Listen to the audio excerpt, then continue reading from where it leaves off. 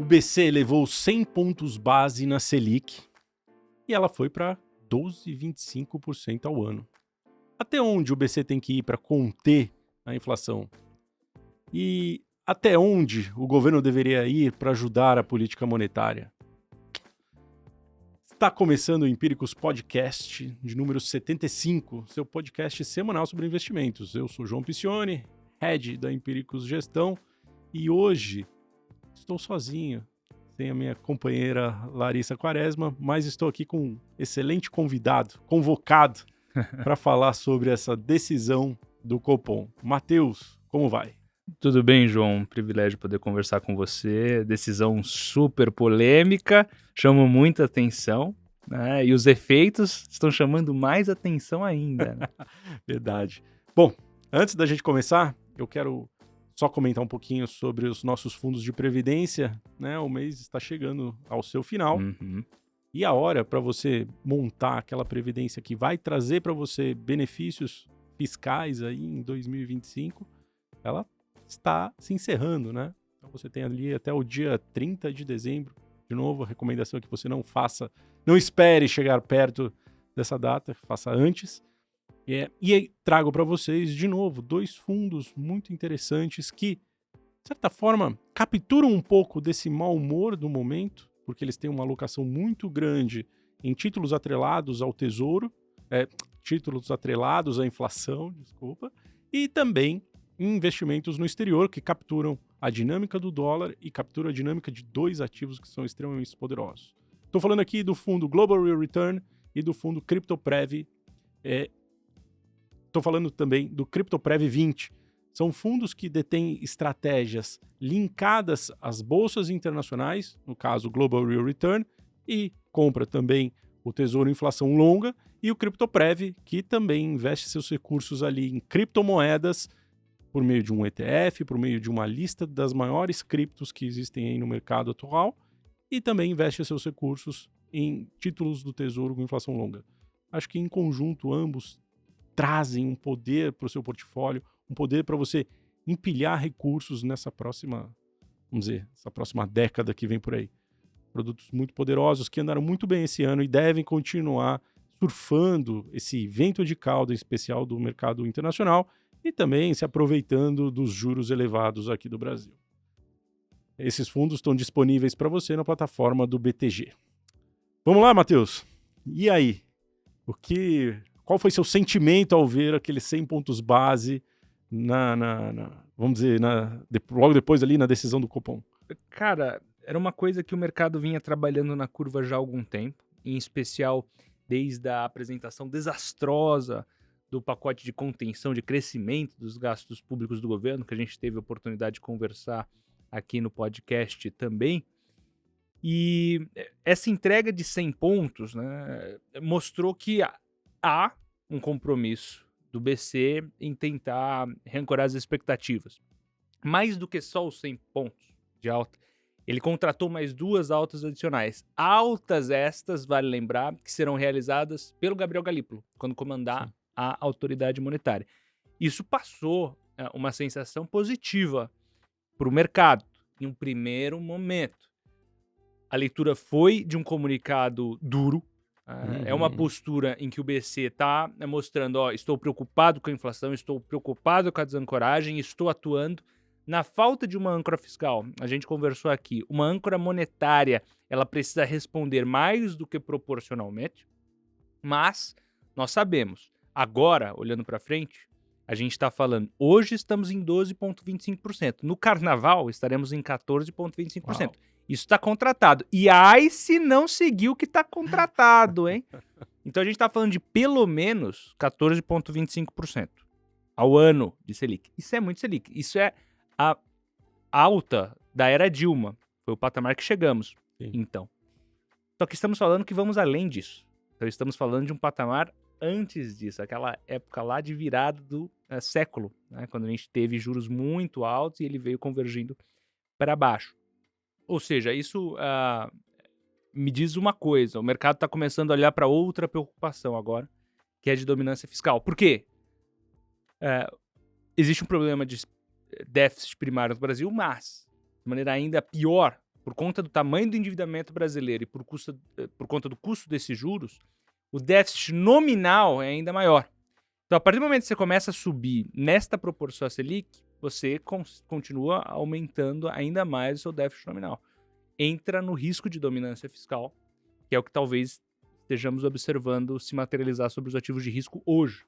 Em um primeiro momento, inclusive, a gente viu uma resposta positiva do real, que era o esperado, e isso se inverteu. Verdade. Mostra que mesmo o esforço do Banco Central, por mais agressivo que ele tenha sido, não é o suficiente. O governo pode ter perdido tamanha credibilidade com todas essas atrapalhadas que foram feitas ao longo dos últimos meses, que caso não haja um comprometimento sério fiscal, a gente caminha pelos mesmos caminhos que Dilma caminhou 2014 para 2015 até seu impeachment. Né? Em uma situação super complicada para o governo de transição do ano, tem orçamento para aprovar, reforma tributária, pacote, tem que apresentar medidas adicionais, porque lembrando, esse esforço do BC é importante, é necessário, ele precisa fazer essa conta erro ser fechada, mas só faz sentido caso o governo também aprove o que ele prometeu e as medidas adicionais que ele também prometeu. Será suficiente? O governo, olhando para sua reeleição ali em 2026, na situação estranha que está o Lula no momento atual, vai fazer o ajuste fiscal? E o mercado está duvidando disso. A consequência para os ativos de risco é péssima. É uma dinâmica ruim. Por mais que a decisão tenha sido acertada do BC. Eu li a decisão do BC como acertada, foi o correto que ele fez. Subiu 100 pontos, contratou mais 200 pontos sob o galípolo para tentar melhorar um pouco a credibilidade da autoridade monetária e nem isso foi o suficiente. E note, quem nos colocou na situação foi justamente o governo que fez as atrapalhadas. Se tivesse sido rápido em apresentar um ajuste, né, e depois negociar isso, ainda que fosse diluído, teria sido melhor do que de fato foi feito. Perdeu o timing, e não só perdeu o timing, quando apresentou de maneira atrapalhada. O Haddad sumiu, Verdade, né? Haddad Faz um tempo desapareceu, que a gente não vê ele, né? E olha só que situação agora estamos. Né? E lembrando, né? Existe aqui uma narrativa que precisa ser debelada, na qual o mercado financeiro é do mal, porque a economia vai bem. Cuidado com isso, hein? Uma foto boa num filme ruim não vale de nada.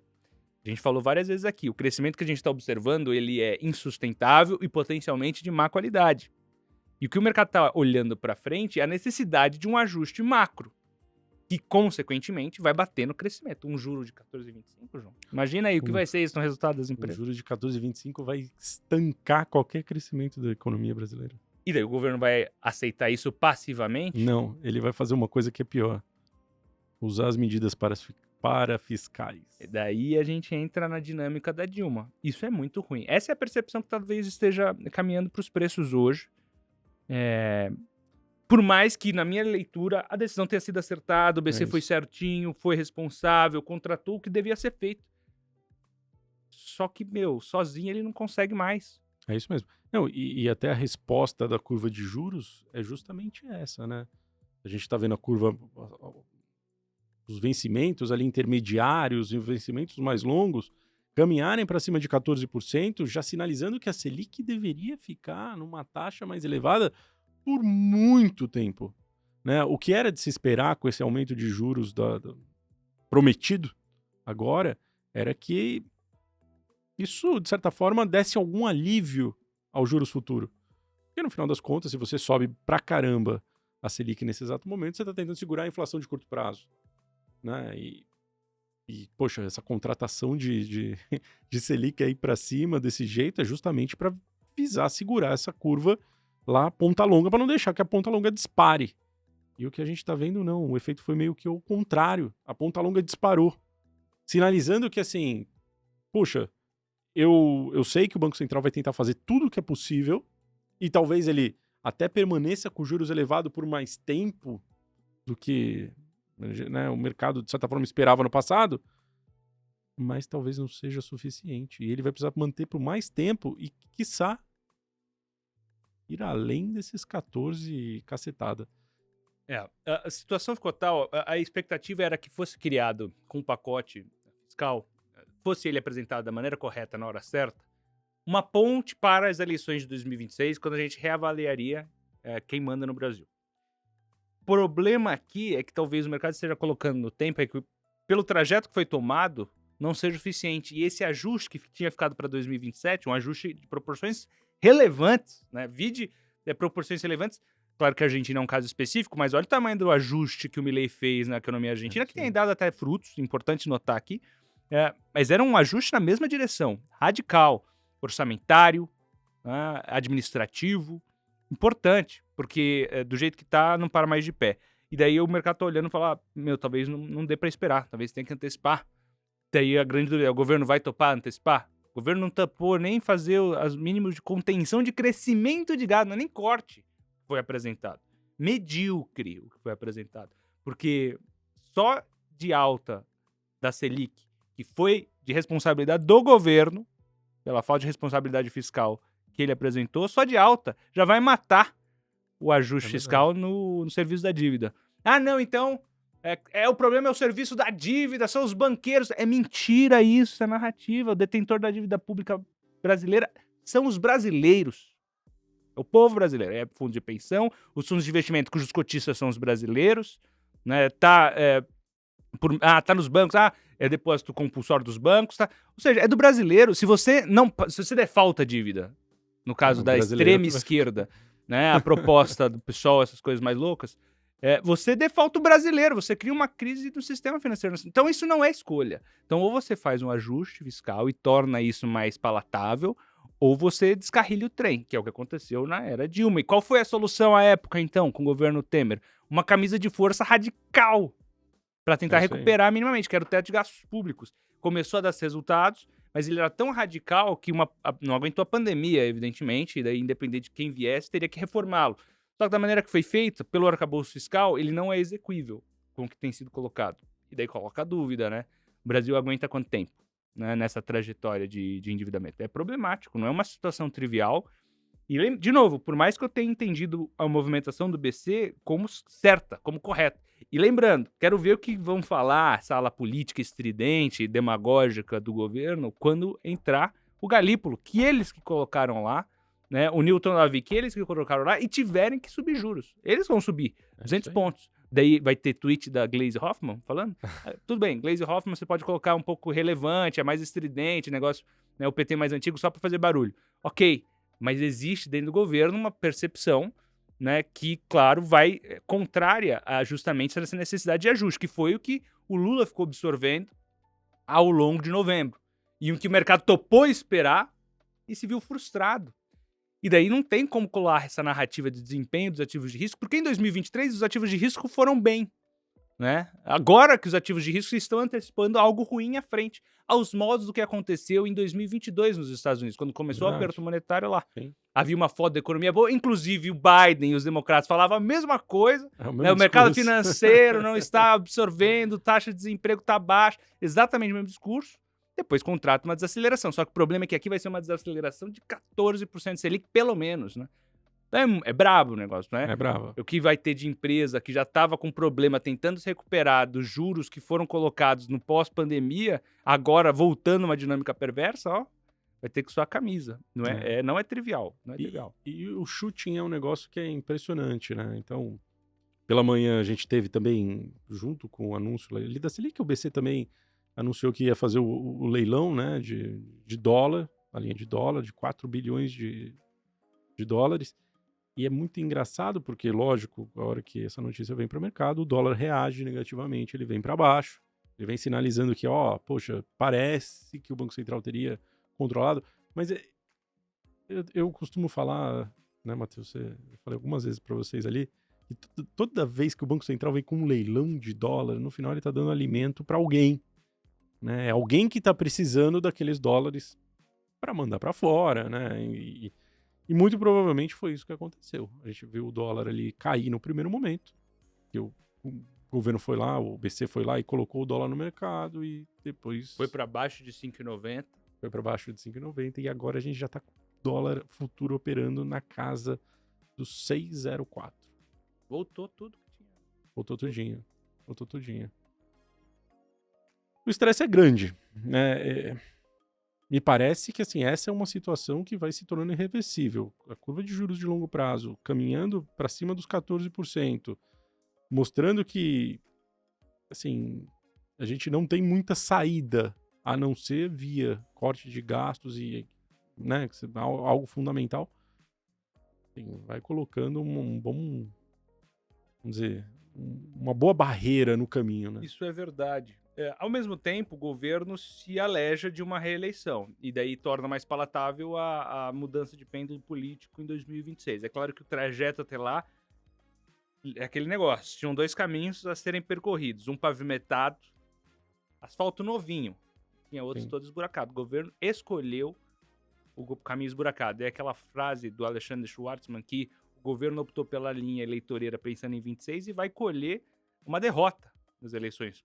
Potencialmente, tá? Potencialmente. São sempre cenários e probabilidades associadas. O cenário de uma não reeleição do governo, né, diminui, aliás, aumenta, né? O cenário de uma não reeleição do governo aumenta, né? E, como consequência, o mercado começa a tradear a eleição. Só que tá longe ainda. Tá longe. O único ponto positivo é que a gente vai começar o ano de 25 depreciado. Se a gente emular o que aconteceu nos Estados Unidos em 22, que foi um ano ruim para ativos de risco aos modos que está sendo esse ano, 2023 e 2024 foram bons e teve uma mudança de pêndulo político por lá também. Agora, o trajeto não vai ser trivial. As empresas vão passar, provavelmente esse lucro que a gente está vendo ser projetado, ele está superestimado, vai ter que ser revisado para baixo. Vai ter inflação, as empresas não vão conseguir repassar a inflação, vai ter compressão de margem, vai ter aumento de serviço da dívida, o lucro diminui das empresas e vai ter menor crescimento porque está desacelerando a economia. Note como é um caminho que a gente foi se colocando, né? Poderia ter sido evitado. Isso é muito claro, porque a gente sempre falou isso, que tem 2 alas do governo, uma pragmática e uma mais politizada e ideologizada, né? Colocaremos assim. E é o que tudo indica, o que a gente viu ao longo das últimas semanas foi uma derrota da ala pragmática. Na figura ali representada do Haddad, do Rogério Ceron, da Simone Tebet, até um pouco do Geraldo Alckmin, né, que durante o governo de São Paulo foi responsável fiscalmente, etc. Sim. Então teve essa derrota da ala pragmática e tem a ala ideologizada que ficou, né, com a cara de vitória. O mercado recebeu isso. Eu acreditava que o governo ia perseguir ainda que marginalmente por um caminho mais pragmático, não foi o caso. Isso teve um custo caríssimo, né? Caríssimo. E eu tenho reforçado isso porque havia nitidamente um caminho a ser escolhido que era mais fácil. O governo poderia ter apresentado um ajuste agora, faz o ajuste agora, ano que vem apresenta a questão da isenção, né? Não demanda tanto a atuação do BC. Haverá aperto monetário? Haverá, mas não na mesma proporção que a gente está observando ser contratado na curva de juros agora por conta desse estresse, né? Poderia ser, mas não é. Então, o que de fato, é pior. É um caminho mais difícil. Isso é o fim do mundo? Não é o fim do mundo. Eu acredito ainda nos ativos brasileiros, tem boas coisas de qualidade. Vai ter que demandar um pouco mais de paciência, mas é o que é, né? É uma trajetória. Isso é verdade. Mas, por exemplo, eu acredito nos ativos que estão nos fundos da Empírico Gestão e acredito que eles possam maturar bem a longo prazo. É cíclico, né? O Brasil é muito mais cíclico do que a gente pensava, extremamente. E claro, demanda também mudança de pêndulo político. Eu tenho 2 pontos aí sobre isso, né? Sob a ótica do investidor internacional, o Brasil virou um trade, né? O Brasil é um trade. Como a China. Eu quero dizer, vai ter um momento bom para você comprar Brasil, vai ter um momento ruim para você comprar Brasil. Talvez a gente chegue mais perto desse momento bom de comprar Brasil. Né? A gente está vendo essa deterioração, esse mau humor e as incertezas aí se acumulando. E esse momento bom para comprar, ele vai aparecer para esse investidor internacional. Né? Ele vai querer comprar o EWZ a $20. Né? Eu vou falar do EWZ porque, enfim, é o ETF lá de fora. Que o investidor internacional vai olhar. Né? Esse cara ele estava sendo negociado aí recorrentemente esse ano a 30 um pouquinho para cima, ele já está em 25. Muito provavelmente ele, esse estresse todo, ele vai caminhar mais para baixo. E talvez tenha um ponto que ali o investidor internacional vamos dizer, enche o seu carrinho de Brasil. Virou um trade muito parecido com China. Acho que China tem essa mesma característica. Né? Deixou de ser um país que recebe investimentos, para ser vamos dizer, um país que provê ativos de trading. Então, se você pega, por exemplo, as A-Shares lá na China, Alibaba, JD, todas elas, vamos dizer, oscilam fortemente durante o ano. A gente viu, por exemplo, esse ano, algumas vezes a Alibaba cair seus 20% da máxima e voltar, gerando aí um movimento bom para quem gosta de fazer uma boa transação. Acho que o Brasil vai entrar nesse mesmo aspecto. Tá cada vez mais difícil da gente pensar no Brasil como um compounding. Né? Tudo bem, se você comprar agora, comprar a hora que tiver mais barato, você vai ter um pouco desse compounding, mas em algum momento eu acho que vira um trading também. Para o investidor internacional. E esse cara acaba se desfazendo das posições.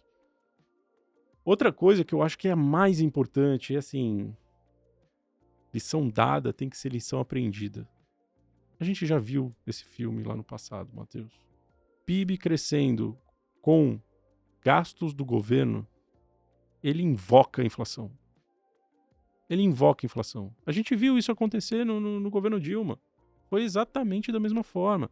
E nos governos Temer e Bolsonaro, a gente não teve essa expansão de gastos absurda, sim, a não ser no período da pandemia, que a gente teve uma expansão de gastos absurda, sim, e que, inclusive, deflagrou o início da retomada dos juros para cima. Se a gente lembrar, o final de 21, foi sim, ali que o delta de 2 para 13, não sei quanto que chegou, foi o maior. Foi o maior da história para período eleitoral. E foi deflagrado pelo quê? Pela expansão de gastos do governo, que ali, bom, tudo bem, não tinha muito o que fazer, né? Você estava no meio da pandemia, você precisava ter um suporte do governo para segurar a economia, segurar a dinâmica das pessoas, da vida das pessoas. Mas essa expansão, ela, assim, a gente está repetimos o mesmo erro do governo Dilma. É o mesmo erro da expansão de gastos desenfreada, aquele PIB que ele entra no voo de galinha do Palocci. Palocci já dizia no começo da década, né? Se a gente gastar muito, a gente vai ver um voo de galinha. Não, que o mercado está antecipando. O mercado só antecipa. O mercado está trazendo valor presente. Eu acho assim, essa é mais uma lição. E é muito engraçado porque durante todo o ano, eu acho que a gente ficou aqui debatendo, falando assim, poxa, de onde está vindo esse crescimento? A gente não... Assim, era um crescimento que não parecia materializado, principalmente porque a gente não tinha o agro, né? O agro não deu suporte para a economia nesse ano. Sim. Né? Mas mesmo assim você via lá nos indicadores de PIB um crescimento. E aí você fala assim, poxa, da onde está vindo? E de repente a inflação começa a tomar conta. Exato. E é um ponto importante que você tocou, porque o agro brasileiro é o que cresce produtividade no Brasil, e você não ter o crescimento dele significa que o que está crescendo não necessariamente tem a mesma qualidade, porque o crescimento bom de qualidade é aquilo que cresce também produtividade ao longo do tempo, né? E daí note que a gente também está no momento em que a gente está na mínima de Misery Index, que é a somatória de desemprego e inflação, ou seja, o somatório dos dois. Me parece que existe aqui uma foto bonita demais para um cenário que a gente está caminhando que é bem diferente. É bem antagônico aos modos do que foi na era Dilma. E é isso que me preocupa. Não estou falando que a gente está na mesma situação. Existem muitas diferenças frente àquele momento. Agora, e também demora para você desenhar, mas como o mercado já está treinado, ele tá vendo o que está acontecendo e está ficando preocupado. Ele falou, tu está dizendo a mesma coisa que está acontecendo. Aconteceu naquele momento, está acontecendo de novo. Então, mesmo que demore, e a gente entenda que demore para você maturar algumas políticas mais heterodoxas na economia, a preocupação é séria, porque o mercado já viu isso acontecer e está cobrando um prêmio maior. Tão simples quanto isso. É isso mesmo. Bem mais rápido, né? E até engraçado, né? Relembrando aqui da época Dilma, teve um momento na época Dilma que se financiava carro em 80 parcelas sem juros, né? Ou com juro muito baixo, enfim. E o que a gente, assim, tá vendo agora, quer dizer, é que não existe uma economia suficientemente tão boa quanto a existia naquela época para que esse mesmo movimento acontecesse, né? E a gente tá vendo o governo tentando promover esse tipo de crescimento, de certa forma, né? Injetando dinheiro na economia. Assim, não funciona. Não funciona mais. E me surpreende uma pessoa tão experiente como o Lula ter visto o que aconteceu quando a Dilma seguiu a ala ideológica do partido que ela acreditava e ele fez a mesma coisa. E olha o que tá cobrando preço caro agora. Cobrando preço caro. Caro demais. É. Demais. Matheus, eu vou entrar num ponto mais polêmico aqui, mas sem querer aprofundar muito na questão do acidente do Lula, mas o ponto também está acontecendo em relação às cirurgias, vem num momento muito ruim. No sentido de que também tira um pouco, ou traz a incerteza também sobre a questão da aprovação dos pacotes para a mesa. Pode ser. Né? Então, um pouco desse estresse também tem a ver com essa... Nem o medíocre será aprovado, né? Nem o pacote que já era porque, medíocre. de certa forma, o governo vai esperar ele se recuperar, Sim. vai esperar ele sair para que as coisas ali sejam aprovadas. Né? O Congresso também não vai dar um passo além enquanto ele não estiver apto de novo a tomar, né, a ir em frente com a decisão. Então, por mais que a gente tenha... e aí pode ser mais tarde ainda, né? Aquele negócio assim, tarde demais mesmo, né? E enquanto a gente também tiver essa situação, eu acho que o Congresso também fica ali meio de mãos atadas, esperando para ver o que pode acontecer, apesar do Arthur Lira e, enfim, seus colegas de turma dizerem que vão trabalhar de segunda a sexta. Nossa, impressionante, né? Trabalhar o final de segunda do ano. a sexta, que coisa rara, né? Que coisa. Que bom que eles vão trabalhar de segunda a sexta. Que coisa. Né? Inacreditável. Eles vão torcer pro feriado, o mercado para no Vamos feriado. trabalhar até de segunda a sexta. Inacreditável. Lembrando que a gente tem terça e quinta, né? 24 e 25, em 2 semanas, e depois 30 e 31. A agenda tá apertada, Exatamente. Mas eu acho que eu só quis comentar, porque esse delay também, de certa forma, ele atrasa um pouco as decisões e eu acho que traz mais barulho aí para esse momento, né? Que gera mais estresse ainda e a gente vê os investidores aí desesperado, desmontando posições, montando posições, você não percebe, não existe, aqui não existe, claro, um rumo, né? Você percebe muita volatilidade. Né? Então, acho que é importante. Bom, eu acho que a gente falou bastante aqui sobre o BC, Selic, e olhando para a virada do ano, o que você recomendaria para os investidores locais? Caixa. Um belo caixa agora, como nunca. Olha, considerando que a gente está na reta final do ano, a gente, até no Palavra, né, o Felipe trouxe 5 ideias aí que pudessem fazer sentido nessa reta final do ano. Você mencionou uma delas, como sendo a Previdência. Lembrando que a Previdência é dotada de... O brasileiro tem um preconceito com a Previdência por conta do histórico. Hoje é muito diferente o mercado, foi modernizado, tem se modernizado constantemente. Sim. E ele é um mercado que te oferece as vantagens tributárias, né? Ausência de come-cotas, tabela regressiva. Então, em 10 anos, você optando pela tabela regressiva, você consegue chegar a 10% de imposto de renda. E tem a questão do PGBL, compensar até 12% da sua renda tributável anual. É uma combinação perfeita. Sem falar da questão do sucessória, né? Também é muito interessante, por meio de um veículo de Jageride. Então, tem agora, olhando para frente, nessa reta final do que nos sobra de 2024, ainda tem isso para pensar, olhar para a caixa com carinho, né? Eu não vou cravar aqui para vocês internacionalizarem seu dinheiro agora, porque eu acredito realmente que tenha um estresse exacerbado sobre câmbio. A gente viu como está volátil esse negócio, mas ficou evidente que vocês, se vocês ainda não pensaram em internacionalizar seu patrimônio, você precisa começar a se planejar para isso. Tá? Eu não tô falando jogar tudo para fora, não, tá? Eu tô falando assim, brasileiro na média tem pouco de investimentos internacionais em moeda forte. Nossa moeda é muito exótica, então a gente precisa fazer um planejamento, né? Para você ter de 15% a 30% do seu portfólio lá fora, tá? E daí você pode fazer isso gradual, não precisa fazer agora que o dólar tá acima de R$6, mas olhando para frente, acredito que seja válido você pensar nisso. Tá? Então é uma combinação desses fatores. Eu não vou...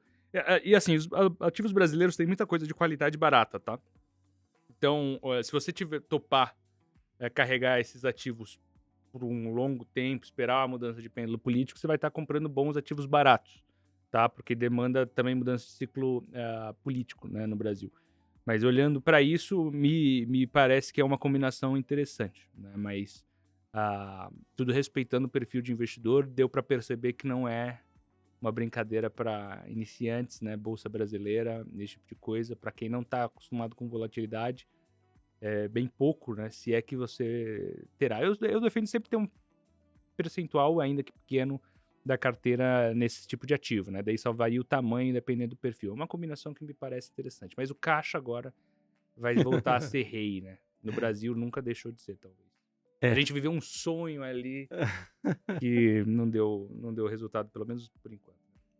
Bom, a gente E você? eu acho assim, a gente tem mais uma semana de bolsa praticamente, né?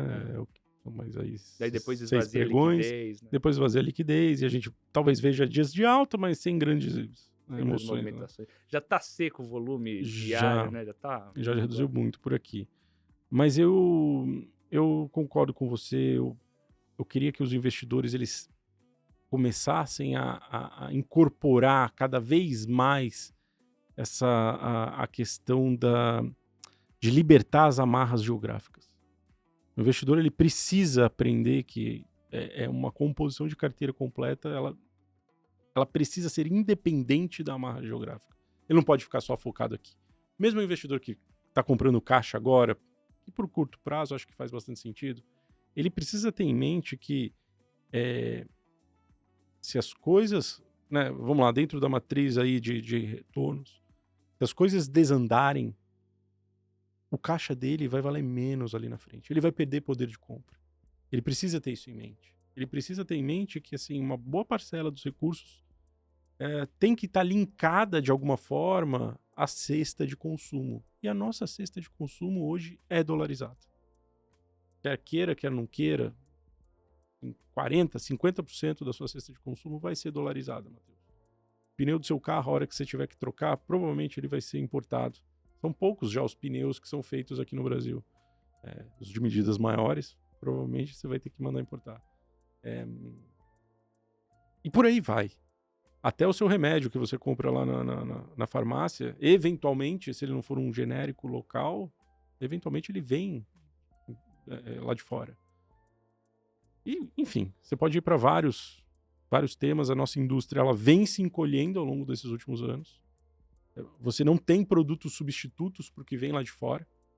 Né? A China é uma grande exportadora de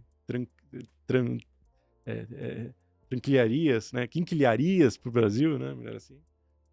E tudo isso dolarizado. Então a cesta de produtos ela vai encarecer se o dólar continuar andando e você precisa ter uma parcela dos seus recursos atreladas ao dólar, especialmente porque o teu salário não é atrelado ao dólar, né? Então, liberar a amarra geográfica, eu acho que é a lição primordial 2025 para frente. Tem que pensar sempre daquele jeito. Eu já comentei isso algumas vezes enquanto eu estava no research, que puxa, se o dólar cair e os seus investimentos estiverem em dólar, não tem problema, porque o teu salário ele está ganhando poder de compra de novo. Você vai ficar melhor, né? Você recebe em reais, se o real se valorizar frente ao dólar, você vai ter mais recursos para, vamos dizer, tocar a sua vida. Por mais que seus investimentos ali dolarizados regridam. Então, olhando para frente, é preciso ter essa liberdade geográfica. Né? Então, acho que é a grande chave. E até por isso que a gente recomenda aqui, olhando para a Previdência, essa estratégia que eu confesso que eu expliquei de uma forma mais bem elaborada no último podcast, no podcast número 74, mas a gente precisa, assim, essas previdências que nós montamos são previdências que têm um custo muito baixo, né? São previdências que cobram taxas de administração ao redor de 0,5%, ou seja, um custo relativamente baixo, e tem ativos internacionais nos seus portfólios, né? Tem o ETF World 11, que é um ativo local, mas que investe nas empresas lá de fora, no caso do Global Real Return, e no caso do CryptoPrev, que a gente tem ali a parcela de criptomoedas. São ativos muito importantes para a formação de capital de longo prazo. O investidor deveria olhar para isso com mais carinho. Fechado, Matheus? Fechado. Acho que a gente abordou bastante aqui. Foi um dia mais... Eu não vou dizer triste, mas é um dia tenso para os mercados. Tô olhando aqui, a curva de juros, ela não cede 1 milímetro desde quando a gente começou essa conversa. E vamos aí para um Ibovespa que cai aí por volta de 2 e lá vai pedrar 2,5% agora. Quem sabe semana que vem as coisas vão ser melhores. E aí eu vou falar para a Lari te chamar também para a gente falar sobre um dia melhor. Tá bom. Pessoal, obrigado pela presença de todos. Semana que vem estaremos de volta. Lari estará de volta, né? Muito mais agradável do que nós dois aqui. Vamos em frente. Valeu, gente. Grande abraço. Até mais. Tchau, pessoal. Até mais.